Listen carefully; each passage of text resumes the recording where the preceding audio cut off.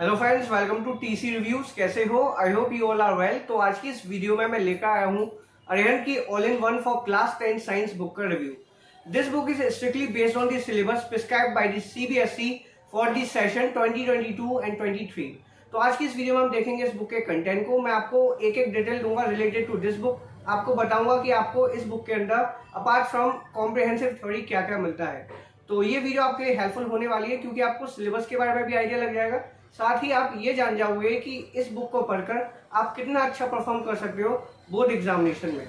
अगर ये वीडियो देखने के बाद आपको लगे कि ऑल इन वन आपके लिए यूजफुल है तो आप इसे चेकआउट कर सकते हैं। 550 इसकी एमआरपी है, लेकिन डिस्काउंटेड रेट्स पे आपको मिल जाएगी। नीचे डिस्क्रिप्शन में बाय लिंक मौजूद है।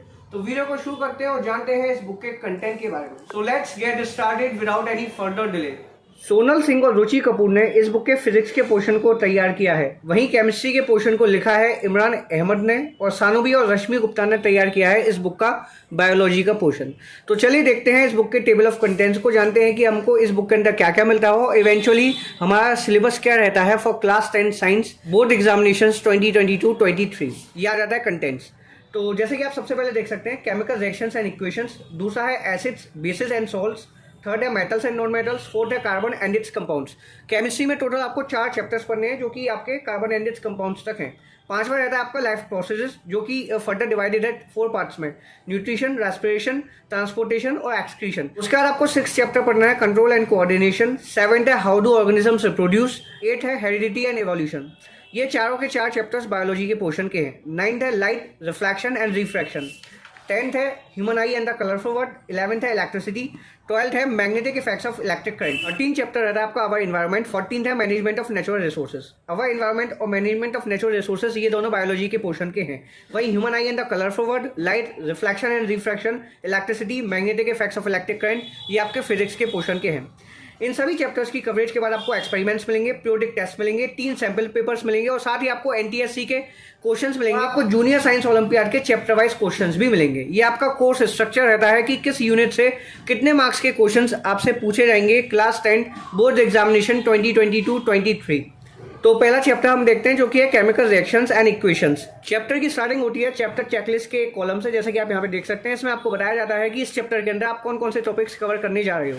तो सबसे पहले आपको केमिकल रिएक्शंस के बारे में बताया जाएगा, कैसे केमिकल रिएक्शंस आइडेंटिफाई होती हैं वो आपको पता चलेगा। एंड देन आपको केमिकल इक्वेशंस के बारे में इंफॉर्मेशन दी जाएगी। केमिकल इक्वेशन कैसे लिखते हैं, केमिकल इक्वेशंस को कैसे बैलेंस किया जाता है, और बीच बीच में आपको एग्जाम्पल्स भी मिलेंगे कैसे आप एक केमिकल इक्वेशन को इन्फॉर्मेटिव बना सकते हो बाय यूजिंग सिंबल्स, वो सब आपको यहाँ पे बताया जाएगा। ऐसा ही कोई एक बड़ा टॉपिक ओवर होता है, उसके बाद आपको एक चेक पॉइंट्स मिलते हैं यानी कि क्वेश्चंस। आप वो पढ़ते पढ़ते प्रैक्टिस भी कर सकते हो। उसके बाद दोस्तों आपको बताया जाएगा कि केमिकल रिएक्शंस कितने तरह की होती हैं, combination reaction, decomposition reaction, exothermic and endothermic reaction, displacement reactions. Last one oxidation and reduction reactions. Reduction क्या होती है, रिडॉक्स रिएक्शंस क्या होती हैं वो आपको पता चलेगा। ऑक्सीडेशन के क्या प्रभाव रहते हैं हमारी डेली लाइफ में वो आपको यहाँ पे बताया जाएगा, जैसे कि करोजन, रैंसिडिटी। फिर आपको एक चेक पॉइंट्स मिलेंगे जो कि आप देख ही सकते हैं। आफ्टर दैट आपको मिलता है NCERT folder. NCERT text book में जो भी क्वेश्चंस मौजूद हैं, चाहे वो इन बिटवीन दी थ्योरी हो या फिर जो एक्सरसाइज वाले क्वेश्चंस हो, वो सभी के सभी आपको यहाँ पे सॉल्व फॉर्म में मिलेंगे, जैसा कि आप यहाँ पे देख ही पा रहे होंगे। एंड आफ्टर दैट दोस्तों आपको मिलती है समरी। आपने इस चैप्टर में जो भी पढ़ा है उनके आपको की पॉइंट्स मिलेंगे for the revision purpose. And उसके बाद दोस्तों आपको मिलता है एग्जाम प्रैक्टिस का सेगमेंट, जिसमें आपको तरह तरह के क्वेश्चंस मिलेंगे। ऑब्जेक्टिव टाइप क्वेश्चंस जिसमें आपके multiple choice questions, fill in the blanks, matrix match type questions, और आपके assertion reason based questions, case based questions मिलेंगे। ट्रू एंड फॉल्स भी आपको यहाँ पे देखने को मिल जाएंगे। उसके बाद आपको सब्जेक्टिव क्वेश्चंस मिलते हैं जिसमें आपके very short answer type questions, short answer type questions और लॉन्ग आंसर टाइप क्वेश्चंस शामिल हैं। क्वेश्चंस के आगे ये भी मेंशन किया गया है कि ये क्वेश्चन कहाँ से बिलोंग करता है। अगर वो क्वेश्चन एनसीईआरटी एग्जाम्पलर प्रॉब्लम्स का है उसके आगे वो लिखा हुआ है। अगर कोई क्वेश्चन प्रीवियस ईयर में बन चुका है तो वहाँ पे वो भी मेंशन्ड है। और लास्ट में दोस्तों आपको मिलती है चैप्टर एक्सरसाइज। कहने का मतलब ये है कि ये जो क्वेश्चंस आपको मिलते हैं ये अनसॉल्व्ड फॉर्म में रहते हैं। ये आपकी सेल्फ प्रैक्टिस के लिए, ताकि आप ये आइडेंटिफाई कर सको कि आपने इस चैप्टर को कितने अच्छे से पढ़ा है, कितने अच्छे से समझा है। इसमें भी आपको सभी तरह के क्वेश्चंस मिल जाएंगे, including multiple type questions, fill in the blanks, true and false, match the columns, assertion reason questions, case based questions, very short answer type questions and short answer type questions, long answer type questions as well. और बिल्कुल आखिर में chapter के आपको मिलते हैं Challengers. थोड़े advance level के क्वेश्चंस रहते हैं। बेसिकली अगर मैं बात करूं तो ये जो क्वेश्चंस होते हैं वो कॉम्पिटिटिव इन नेचर होते हैं। अब आपका ये दूसरा चैप्टर आता है एसिड्स, बेसिस एंड सॉल्ट्स। तो अब हम देखते हैं बायोलॉजी के एक चैप्टर को, जिससे कि हम ओवरऑल जान सके कि ये बुक कैसे प्रेजेंट की गई है और कंटेंट कैसा रहता है। तो आपका ये बायोलॉजी का पहला चैप्टर आ जाता है life processes, part A nutrition. Nutrition के बारे में आपको पता चलेगा ऑटोट्रोपिक न्यूट्रिशन क्या होता है, हेटरोट्रोपिक न्यूट्रिशन क्या होता है, फोटोसिंथेसिस की क्या साइड है, क्या क्या रॉ मटेरियल्स की आवश्यकता होती है फोटोसिंथेसिस को अगर होने के लिए। जैसे कि आप देख सकते हैं conditions necessary for photosynthesis, photosynthesis में क्या क्या इवेंट्स होते हैं, एब्जॉर्प्शन, कन्वर्जन, रिडक्शन, उन सभी के बारे में आपको बताया जाएगा। फिर आपको बताया जाएगा opening and closing of stomata. आपको यहाँ पे डायग्राम्स भी मिलेंगे। फिर आपको एक चेक पॉइंट्स मिलते हैं जिसमें आपको क्वेश्चंस मिलते हैं प्रैक्टिस के लिए, ताकि आप पढ़ते पढ़ते अपने क्वेश्चंस की प्रैक्टिस भी कर सको। आपको एक टेबल भी मिलेगी जिसमें आपको डिफरेंस बताया जाएगा ऑटोट्रोपिक न्यूट्रिशन और हेटरोट्रोपिक न्यूट्रिशन में। अमीबा में न्यूट्रिशन कैसे होता है, चेक पॉइंट आपको मिलेंगे। ह्यूमन बींग्स में न्यूट्रिशन कैसे होता है, एलिमेंट्री कैनर का आपको एक प्रॉपर इलस्ट्रेशन मिलेगा डायग्राम के फॉर्म में, जो कि आप देख ही पा रहे होंगे यहाँ पे। दोस्तों आपको ये एनसीईआरटी फोल्डर के क्वेश्चंस मिलेंगे, समरी मिलेगी इंपॉर्टेंट पॉइंट्स की, जिनसे आप रिवीजन कर सकते हो जस्ट बिफोर योर एग्जाम। और उसके बाद आपको मिलता है ये एग्जाम प्रैक्टिस का सेगमेंट, जिसमें आपको तरह तरह के क्वेश्चंस मिलते हैं इन solve manner.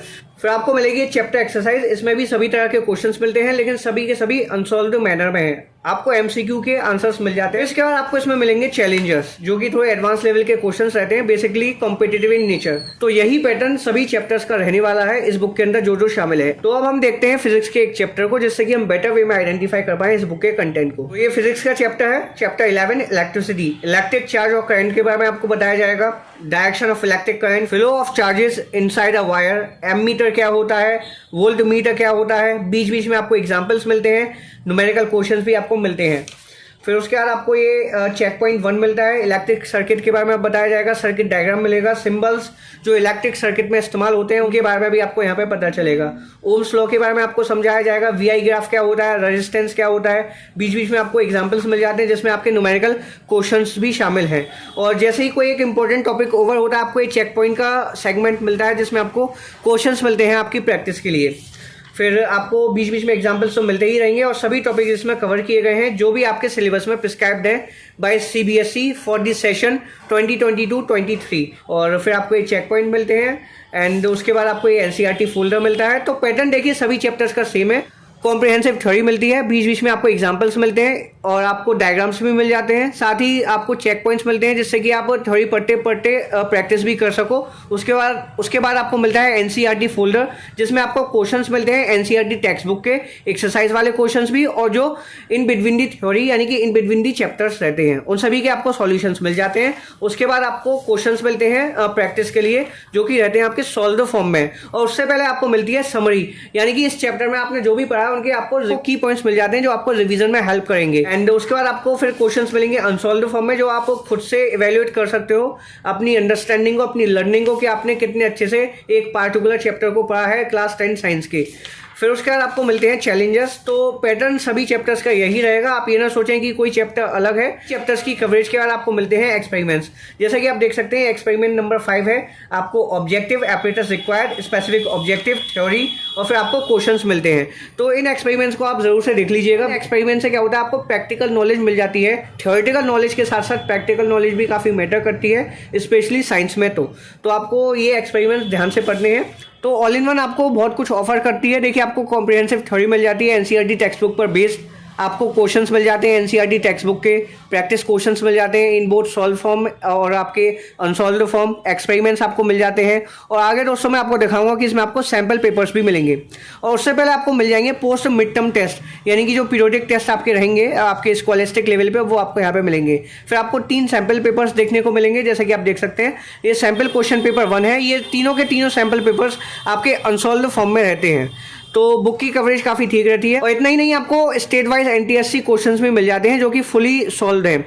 And after that आपको जूनियर साइंस ओलंपियाड के क्वेश्चंस मिलेंगे, वो भी मैं आपको दिखा देता हूं जो इसमें रहते हैं। जैसा कि आप देख सकते हैं junior science olympiad chapter wise questions. तो दोस्तों आपने देख ही लिया होगा कि बुक की कवरेज काफ़ी शानदार रहती है। अगर आप ऑल इन वन के साथ पढ़ाई करेंगे तो यकीनन आप बहुत अच्छा परफॉर्म कर पाएंगे, लेकिन तभी अच्छा परफॉर्म करेंगे जब आप एनसीईआरटी से एटलीस्ट 1-2 बार सभी कंसेप्ट को समझ लेंगे। देखिए ऑल इन वन एक अच्छी बुक है, लेकिन आप सोचो कि एनसीईआरटी को स्किप करके ऑल इन वन पढ़ी जाए, तो ऐसा नहीं है। पहले आप एनसीईआरटी पढ़ने की कोशिश करो। जैसे ही आप एक चैप्टर को एनसीईआरटी से कवर कर लो, आप ऑल इन वन से पढ़ो और इसमें जो क्वेश्चन हैं उनको आप पढ़िए, उनको समझिए, रटने की कोशिश मत कीजिए। देखिए, रट के आपको कोई बेनिफिट नहीं होने वाला। इसके साथ मैं आपको एक और चीज़ सजेस्ट करना चाहूँगा कि देखिए, सीबीएसई ने सिलेबस को थोड़ा रिड्यूस किया है कि 2 चैप्टर सिलेबस से डिलीट कर दिए गए हैं जो एनसीईआरटी टेक्स्ट बुक में है। सोर्सेज ऑफ एनर्जी, जो कि आपका फिजिक्स का चैप्टर है, और आपका पीरियोडिक क्लासिफिकेशन ऑफ एलिमेंट्स, जो कि केमिस्ट्री का रहता है। तो आपकी कोशिश ये रहनी चाहिए कि आप इन दोनों चैप्टर्स को भी पढ़ो। केवल एनसीईआरटी टेक्स्ट बुक से पढ़ लो, आपका काम हो जाएगा। देखिए, बेशक ये आपसे एग्जाम में नहीं पूछे जाएंगे, लेकिन हमारी लाइफ केवल क्लास 10 के एग्जाम तक सीमित नहीं है। हमें क्लास 10 साइंस के कंसेप्ट को सीखना है, जो हमको क्लास 11 और क्लास 12 में काफ़ी हेल्प करेंगे। अगर आप साइंस स्ट्रीम लेना चाहते हो तो मैं आपको यही रिकमेंड करूंगा कि एनसीईआरटी टेक्स्ट बुक में जो जो चैप्टर्स कवर किए गए हैं, बेशक वो आपसे पूछे जाएं एग्जाम में या नहीं, तो सभी के सभी चैप्टर्स पढ़ने हैं। थोड़ा टाइम निकालिए, सभी चैप्टर्स को पढ़िए, क्योंकि एटलीस्ट 10th लेवल पे आप जो कर सकते हो वो ये कर सकते हो कि एनसीईआरटी में जो भी गिवन है आप उसको पढ़ो। मैं ये नहीं कह रहा कि आप कोई एडवांस बुक लो, आप क्लास 11 क्लास 12 के कंसेप्ट को पढ़ना सीखो। आप केवल क्लास 10th लेवल की स्टडी करो और कॉम्प्रिहेंसिव स्टडी करो, जो ना सिर्फ आपको क्लास 10 एग्जाम्स में हेल्प करेगी, बल्कि आपको क्लास 11 में भी हेल्प करेगी, क्लास 12 में भी हेल्प करेगी, और जो आपके कॉम्पिटिटिव एग्जाम्स रहते हैं आफ्टर क्लास 10 उनमें भी हेल्प करेगी। तो ऑल इन वन एक अच्छी बुक है। अगर आप एक ऐसी बुक की तलाश में जिसमें आपको थ्योरी मिले, क्वेश्चंस मिले, सैम्पल पेपर्स मिले, तो ये वही बुक है। आपको ये बुक लेने के बाद किसी और बुक की नीड नहीं पड़ेगी, मैं दावे के साथ कह सकता हूँ। तो साइंस के लिए ऑल इन वन एक अच्छा ऑप्शन है। अगर आप इसे बाय करना चाहें तो बाय कर सकते हैं, डिस्क्रिप्शन में आपको बाय लिंक मिल जाएगी। तो मुझे उम्मीद है कि आपको वीडियो हेल्पफुल लगी होगी। अगर आपको वीडियो पसंद आई हो तो एक लाइक कर दीजिएगा। किसी भी तरह का कोई डाउट हो तो आप कमेंट सेक्शन में पूछ सकते हैं। मैं पूरी कोशिश करूँगा आपके सभी तरह के डाउट्स और क्वेरीज को सॉल्व करने की। तो दोस्तों, मिलते हैं नेक्स्ट एपिसोड में। Thank you for watching this video.